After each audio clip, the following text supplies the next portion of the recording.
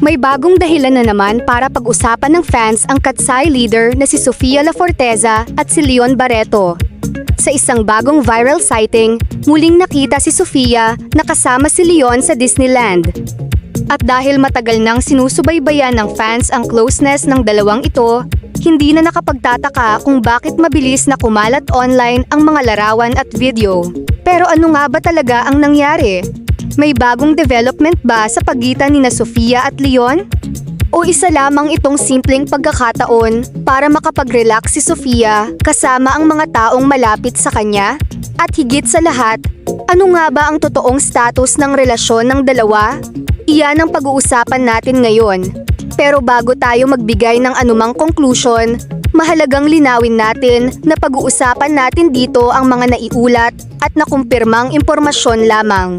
Hindi tayo magpapakalat ng chismis bilang katotohanan. Kaya kung interesado kayo sa latest update tungkol kay Sofia La Forteza at Leon Barreto, manatili hanggang dulo. Dahil mukhang may ilang detalye sa kwento na talagang nagpapa-curious sa kanilang mga fans. Si Sofia La Forteza ay isa sa mga pinakakilalang Filipina personalities sa global music scene ngayon. Kumusta mga kaibigan? Welcome back sa ating channel. Kung bago ka pa lamang dito, huwag kalimutang i-like ang video na ito, mag-subscribe at pindutin ang notification bell upang lagi kang updated sa mga pinakabagong balita at showbiz updates. Bilang leader ng Katseye, nakakuha siya ng malaking international following. Mula nang sumikat ang grupo, naging malaking pangalan na rin si Sofia sa mga Filipino fans. At dahil dito, hindi lamang performances at career niya ang napapansin ng publiko, pati ang kanyang personal life ay madalas ding sinusubaybayan. Kaya nang muling makita si Sofia sa Disneyland kasama si Leon Barreto, mabilis na nagkaroon ng reaction ang fans. Ayon sa bagong report ng Alto Broadcasting System and Chronicle Broadcasting Network, nakita si Sofia sa Disneyland noong ika-16 ng Agosto habang sumasakay ng Space Mountain kasama si Leon Barreto. Ang sighting ay nangyari habang nagpapahinga si Sofia mula sa kanyang Katseye activities. At dahil dito, muling nabuhay ang usapan tungkol sa kanilang dalawa. Pero kung bago lamang sa inyo ang pangalan ni Leon Barreto, sino nga ba siya? Si Leon ay bahagi rin ng kilalang Barreto family. At dahil dito, hindi rin siya stranger sa entertainment industry at sa public attention. Pero ang dahilan kung bakit lalo siyang napapansin ngayon ay ang matagal ng closeness nila ni Sofia. Hindi ito ang unang pagkakataon na nakita silang magkasama. Sa katunayan, noong January ngayong taon, naiulat na nagbakasyon sina Sofia at Leon sa Hong Kong Disneyland kasama ang kanilang mga pamilya. Sa naturang trip, kasama rin ang pamilya ni Leon, kabilang ang kanyang ina na si Marjorie Barreto at kanyang mga kapatid. Kaya malinaw na hindi basta-basta bagong kakilala ang dalawang ito. May history na ng pagiging close, at iyon mismo ang dahilan kung bakit maraming fans ang patuloy na nagtatanong tungkol sa kanilang relationship. Pero dito nagiging interesting ang kwento. Dahil hindi lamang Disneyland ang naging pagkakataon kung saan napansin sina Sofia at Leon. Noong February, nang gumawa ng malaking milestone ang Katseye sa Grammy Awards, nagbigay rin si Leon ng public support kay Sofia. Nag-post siya ng mensahe para kay Sofia at ipinakita ang kanyang pride sa achievement ng Katseye member. Para sa fans, sweet gesture iyon. Dahil ipinakita nito kung gaano siya ka-supportive sa career ni Sofia. At kapag pinagsama-sama mo ang mga ganitong moments, natural lamang na magkaroon ng curiosity ang publiko. Sino ba naman ang hindi mapapaisip? Isang taong palaging supportive, isang taong madalas makita kasama niya, at isang friendship na matagal nang napapansin ng fans. Ibig sabihin, hindi natin dapat sabihin bilang fact na mag-boyfriend at girlfriend na sila kung wala namang malinaw na confirmation mula mismo sa dalawa. At iyon ang dahilan kung bakit mas magandang sabihin na may matagal ng speculation tungkol sa kanilang relasyon. Sa halip na gumawa ng sariling conclusion, mas tama na tingnan natin ang mga bagay na aktual na nangyari.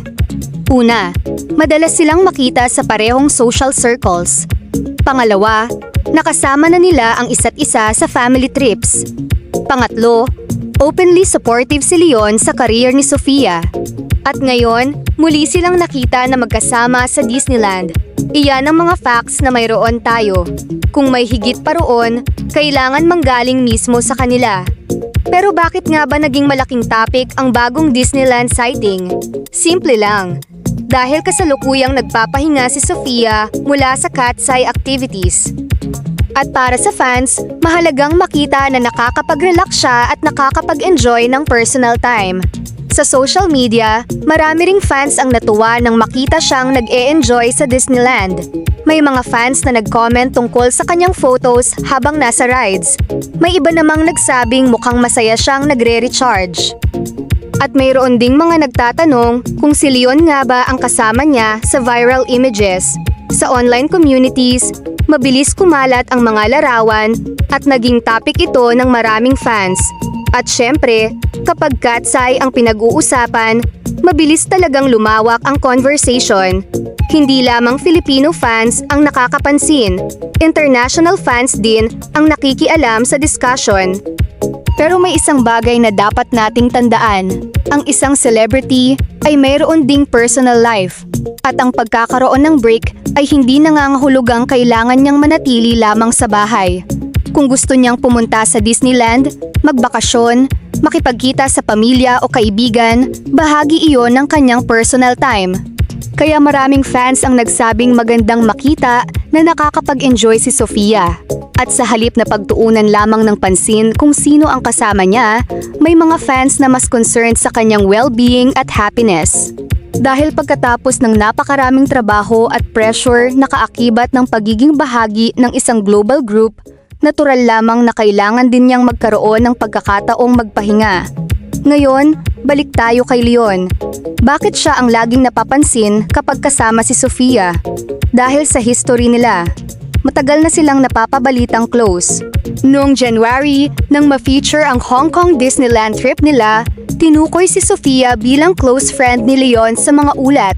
At mula noon, mas lalo pang napansin ng fans ang kanilang interactions. May mga old posts, may supportive messages, may family gatherings, at may mga public appearances. Kaya para sa kanilang supporters, hindi na shocking ang makita silang magkasama. Ang mas interesting ay kung bakit sa bawat bagong sighting ay bumabalik ang tanong, ano ba talaga ang relasyon nila? At hindi rin natin maaaring baliwalain ang Coachella moment. Noong April, naiulat na nagpakita rin si Leon ng suporta kay Sofia habang nagpe-perform ang cat's eye sa Coachella. Dahil dito, lalo pang umingay ang speculation tungkol sa dalawa. Kaya kapag may bagong sighting ngayon, natural na nagkakaroon ulit ng discussion. Para sa fans, bawat bagong appearance ay parang dagdag na piraso sa isang puzzle. Pero kahit ganoon, hindi pa rin ibig sabihin na alam na natin ang buong kwento. At iyon ang magandang tandaan bilang viewers. Minsan, mas interesting ang pag-observe kaysa magmadaling mag-conclude. Kung sakaling may relationship nga sa pagitan ni Sofia at Leon, maraming fans ang siguradong matutuwa. Pero kung magkaibigan lamang sila, dapat ganun din ang respeto na ibigay sa kanila. Dahil sa dulo ng araw, sila pa rin ang nakakaalam kung ano talaga ang kanilang relasyon. Hindi ang social media, hindi ang comment section, at hindi rin ang mga taong gumagawa ng theories. Sila mismo. At isa pa sa interesting sa story na ito ay ang pagiging supportive ni Leon sa career ni Sofia. Imagine ninyo, si Sofia ay nasa global stage kasama ang cat's eye. May international performances, may major festivals, may Grammy appearance. Para sa isang celebrity na napakaraming pressure sa career, ang ganitong suporta ay maaaring maging meaningful. Pero ngayon, ano ang pinaka-importanting takeaway sa bagong Disneyland sighting? Hindi ito ang unang pagkakataon na magkasama sina Sofia at Leon. Hindi rin ito random encounter lamang na unang beses nangyari.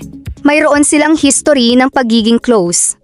At muli silang nakitang magkasama noong ika-16 ng Agosto sa Disneyland. Kaya naman mabilis itong napansin ng fans.